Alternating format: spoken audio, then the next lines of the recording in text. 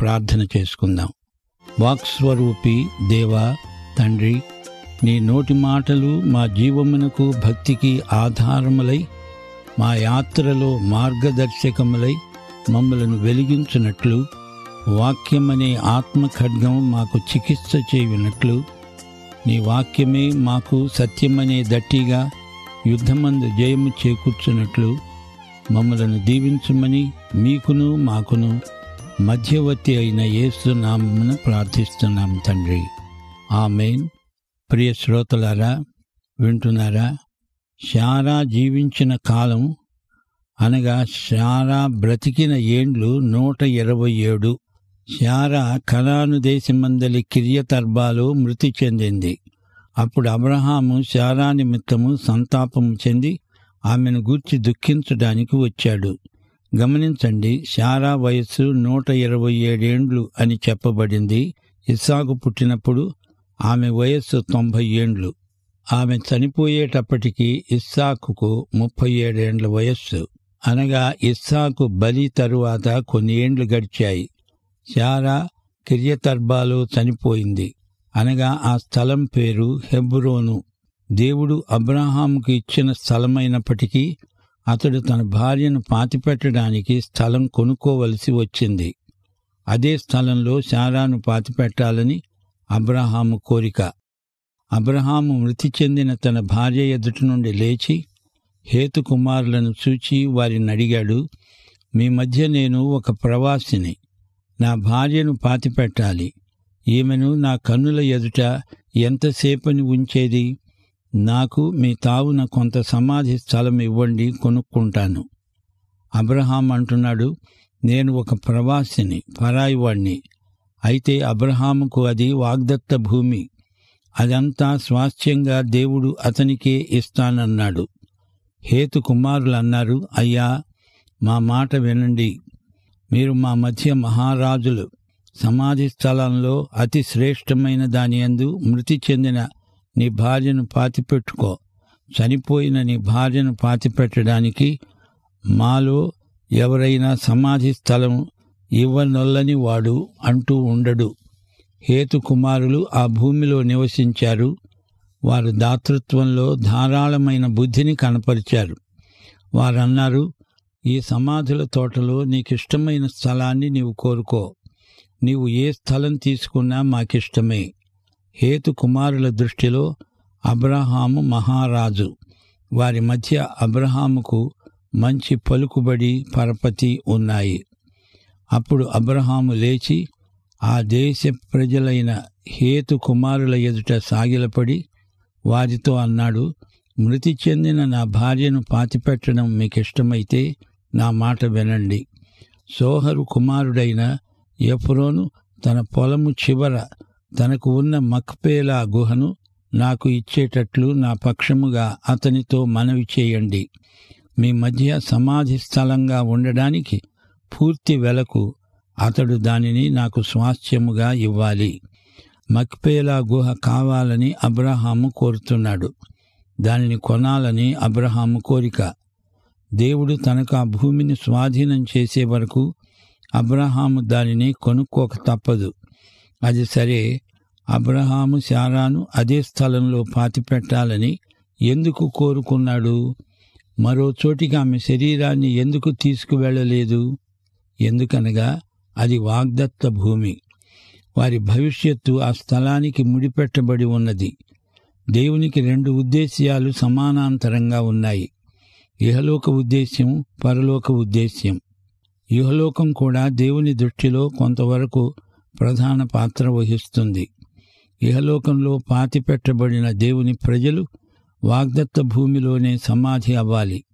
అక్కడే దేవుడు వారిని లేపుతాడు అని యూదుల నమ్మకం. మేడగదిలో యేసు ప్రభు తన శిష్యులతో మాట్లాడుతూ అన్నాడు, యోహాను శుభవార్త 14:1-3 వరకు, మీ హృదయాన్ని కలవరపడనీయకండి. దేవుని యందు విశ్వాసముంచుతున్నారు గదా, నా యందు విశ్వాసముంచండి. నా తండ్రి ఇంట అనేక నివాసములున్నాయి.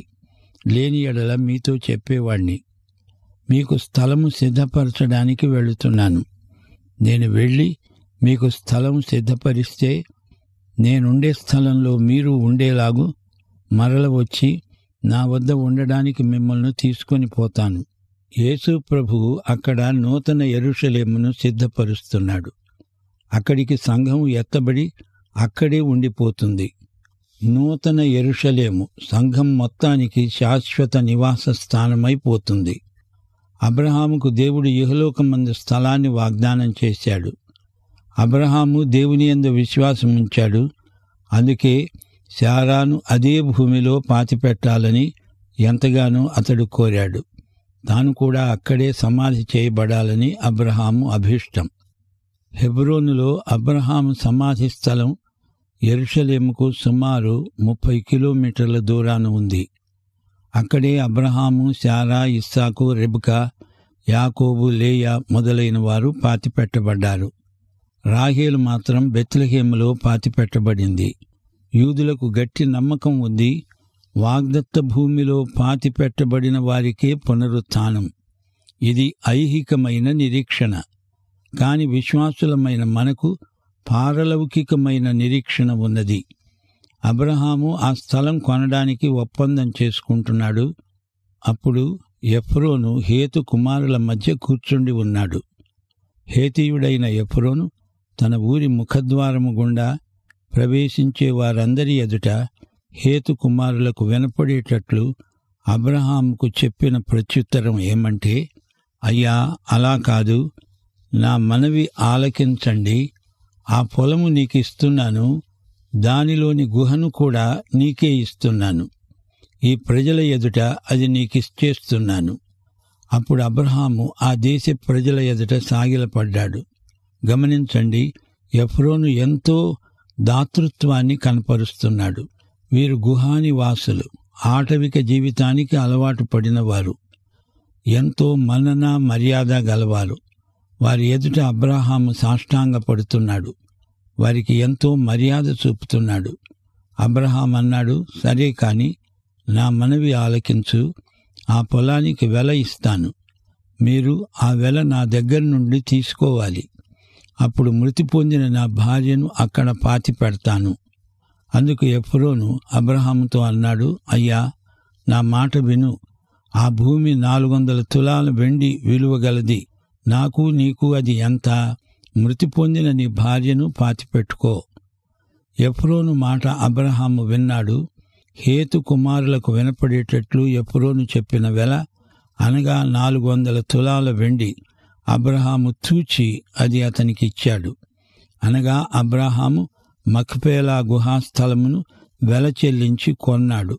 మమ్రే ఎదుటనున్న మక్పేలా యందలి ఎఫ్రోను పొలము, అనగా ఆ పొలము, దాని యందలి గుహ, దాని పొలిమేర అంతటిలో ఉన్న ఆ పొలం చెట్లు, అతని ఊరి ముఖద్వారమున ప్రవేశించే వారందరితో హేతు కుమారుల ఎదుట అబ్రహాముకు సాక్ష్యముగా స్థిరపరచబడింది. ఆ తరువాత అబ్రహాము కనాను దేశంలో హెబ్రోను అనే మమ్రే ఎదుట ఉన్న మక్పేలా పొలం గుహలో తన భార్య అయిన శారాను పాతిపెట్టాడు. ఆ పొలము, దానిలో ఉన్న గుహ హేతు కుమారుల వల్ల సమాధుల కోసం అబ్రహాముకు స్వాస్థ్యంగా స్థిరపరచబడింది. గమనించాలి, సరిగ్గా ఇదే స్థలంలో ఇప్పుడు ఒక మసీదు ఉన్నది. అది ఈ ప్రపంచంలో అతి ప్రసిద్ధమైన మసీదు.